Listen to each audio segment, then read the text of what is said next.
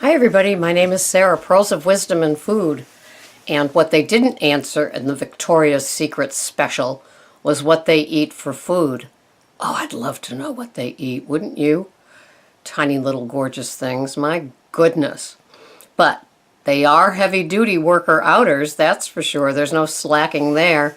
I loved how they showed all the different types of things that they did. And it was great. You know, they had a lot of those, like those people that pull those ropes and go like that, and then they had work with the big ball, and they had Pilates, and they had yoga, and they had people running up and down staircases, and I don't think I saw any lifting of weights. But anyway, they were gorgeous. It was fun, a little fantasy, and it was funny because, I don't know if any of you saw it, but when Lady Gaga's team of women came out for one of her songs, they were all beautifully thin, but you could tell that they all had like 10 to 15 to 20 pounds more than any of the Victoria's Secret models. Just kind of interesting that after being inundated with, is there a size less than zero, under 100-pound women, to see in shape, gorgeous women that probably weighed 110 to 120, you could see it right away. Oh, not that I'm watching like a hawk or anything like that, but you definitely aren't going to like down a pint of your favorite frozen dessert while watching that and not feel some sort of pull or yank. So, how good are your habits? How good are your habits surrounding your food that could make you what we deem a success? Do you exercise? Do you make lists? Are you structured and disciplined? So surrounding your food are structured and disciplined behaviors. It's funny to talk to somebody whose food is very, very messy. And to peel back a little bit more of that label over them, you can see that parts of their lives are a little bit messy and unstructured as well. Funny how that happens. And in AA, this is kind of funny, when they talk about relationships in AA, because most admit that like they're babes in the woods when it comes to how to be in a relationship, they say when you first get sober, if you're not in a relationship but you think you might want to be, get a plant. If that works, add a fish. And if that works, you might want to get a cat or a dog. I love that. So if you're entering into a weight loss program and you want to be successful, you might try picking something off of what you eat and testing it out for a while. It's kind of like when you go to an allergist and you begin by, say, giving up wheat for a week, or eggs for a week, or dairy for a week, and see how that all plays out with you. And so I was having breakfast with my friend yesterday, and she's looking at maybe making some constructive changes in her diet. And so, it was do I go do the grains? Do I do the just wheat? Do I do sugar? How do I go about it? And so she's going to kind of start with the sugar. I kind of gave her the titles of the two books that kind of got me on my way, that launched me, which was Wheat Belly for wheat, and Total Health, which was all grains, and then the sugar, and how it all evolved, right? It wasn't overnight. It took a month with the no wheat and no sugar to settle in, and then I did the all grains the following month. And so I've been grains and sugar-free for 16, 17 months now. And it is interesting. And another pickle today on commenting about one of my podcasts said that she wants to give up sugar, but she works in a place where a lot of people have access to sugar and offer it to her. It's a patient kind of place. And the patients are always offering sugar to her, and it's been hard. But yet she's thinking she wants to give it up cold turkey. And I'm all for cold turkey giving up of sugar. But diving into all the other stuff not sure. I was ready, and I said this to my friend yesterday at breakfast. I said, the one thing I know is that I wanted it, and I wanted it more than I didn't want it or any other reason why it wasn't going to work for me. I just wanted it. I just knew that it was time to give it up. And as far as the sugar went, I look at the sugar as the same way I look at the grains, but I'm a recovering alcoholic. I can't have a little glass of wine any more than I can have a little Christmas cookie with just a little bit of sugar in it. It's amazing. You take something this big and you think it's going to be a harmless treat. And even if you're tracking it and all of the other things, for me, I think it would click off on my brain. One, if nothing happened. And then it would say, maybe sugar isn't my problem after all. And then I open up another bag of cookies that somebody gave to me or my family, and I'll have 2. And I'll say, don't feel a change here. Don't feel a craving. That bag on the counter isn't going to trigger me. I can do this. I can eat sugar in safety again. And suddenly you're going to Starbucks and you're saying, I'm so sick of stevia in the raw. I'm going to have real sugar. Just a treat in my peppermint latte or whatever it's going to be.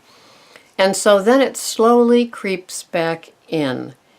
And suddenly you find that it comes in a way that you're making decisions that you never would have made. When people are struggling with their food plan and want to stay on their food plan, but they're struggling with it, of course, the tracker is a good place to look. Are your measuring tools on your counter at all times? So when it comes time for that tablespoon of something, that half a cup of something, that 2 ounces of something, that you can weigh and measure without, having to search through 25 junk drawers for that for that measuring spoon. You want to take care of the equipment that you need to be successful on your food plan. But I always say, if it's not working for you, but you want the same plan to work for you, then to go back and be a little more strict with yourself. Stop getting into that loosey-goosey. How many people eat like they're on maintenance and they still want to lose? Right? So, especially this time of year. So they start thinking that instead of that 1,400 to 1,500 calorie diet that they also did the macros whatever that word should be after that. And suddenly they're having 15 to 17 every single day. And it starts off as 15, then it goes to 1,550, then it goes to 1,600. And before you know it, you're having 1,700 calories a day instead of the 14 that you were having when you first started. And you're looking at the scale and you're saying, why am I gaining or why aren't I losing anymore and just staying the same? So that great feeling that we have when we start something new and just shed off our old self, the bad habits, the sugar, the grains, the processed foods, the protein bars, the stopping at Starbucks, the drive-through with the paper bag crumbling up at the end of the meal, all those sort of things, allowing ketchup back into your meal like it's a safe little condiment. It might not be. And so all the little tiny things that can just add on. And, you start having your bulletproof coffee with real sugar instead of xylitol or stevia or Truvia or something that is no calorie and no chemicals. But I don't think Truvia is chemical free, just saying. Hence stevia in the raw or stevia drops, organic stevia drops. So, it's very important to think of that just lust for life that you had when you started in on your food plan that was supposed to be a way of life, a way of eating forever. And suddenly you're getting a little loosey-goosey around the edges and allowing things that might not be on your plan. You know, like if you looked up what you could have, it wouldn't say 3 Christmas cookies. It wouldn't say just one of those candy canes, the little baby ones, you know, those little where you get 100 for $1.99 at Christmas Tree Shop. Eating one of those, the sugar in it, and just saying, well, it doesn't really count, and I'm really working hard on giving up gum. Or you only have half of that candy cane, and so you think you're even that much better. And then the other half just sits there talking to you. All those sort of things. And, you know, like at Easter time, it's other things, but at Christmas time, it's definite sentimental triggers to your brain, and not just the opiate, you know, center of your brain where you're addicted to the sugar, but it's the sentimentality of it too. Oh, she always gives this to me, and I always love it, and that's so nice that you made that for me, and I'm just going to have it because I don't want to hurt her feelings, and she's sitting there looking at me like I should open it up and eat one. How do we work around this sort of stuff? I guess just saying no thank you. And if that person's not going to like you because you refuse to eat their peppermint stick brownie in front of them right then and there, you know, it's like, it's not enough that I'm telling my head not to thank you very much, but you're pressuring me, and then you eat it, and then you kind of get resentful that they kind of like pressured you. Or maybe you didn't feel pressured and you dove right in. We need to be very mindful of those sort of little things. And if you think nothing happens, it could very well. Because what happens is it tells the brain nothing happened, and then you get a little smug and cocky that you can have this sort of thing.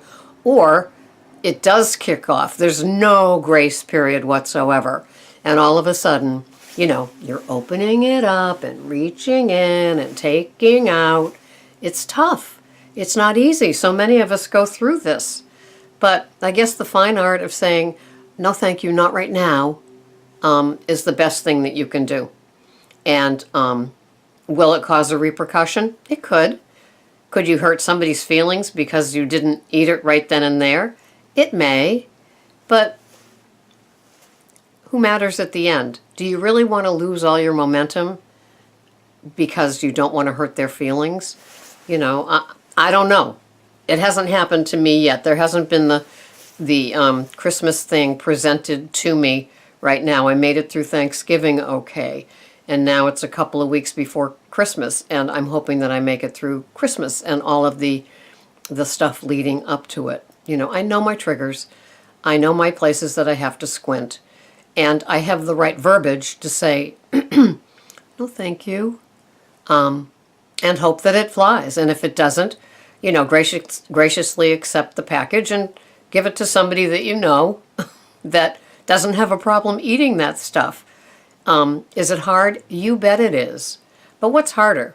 January 3rd, waking up and looking at the scale and it's like 6 pounds? I only had a couple of num-nums along the way. And then you've got your whole sugar addiction all lit up, needing to be detoxed and withdrawn from again.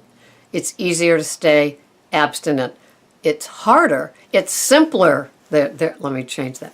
It's simpler to stay abstinent. It's not easy, but it's simpler. Anyway, have a wonderful day. Sorry for, just pounding the pavement about all this stuff before Christmas, but I just want to see all of you that really want to make a difference in your health and your food plan and the scale to breeze through these next few weeks and make it, because it's tough. It is. And you can always seek comfort and solace on my YouTube comment page, or find me on my Facebook page. It's the same name, Pearls of Wisdom and Food. Private message me. I've got time to answer. Who knew? Thanks so much for watching. Bye-bye for now.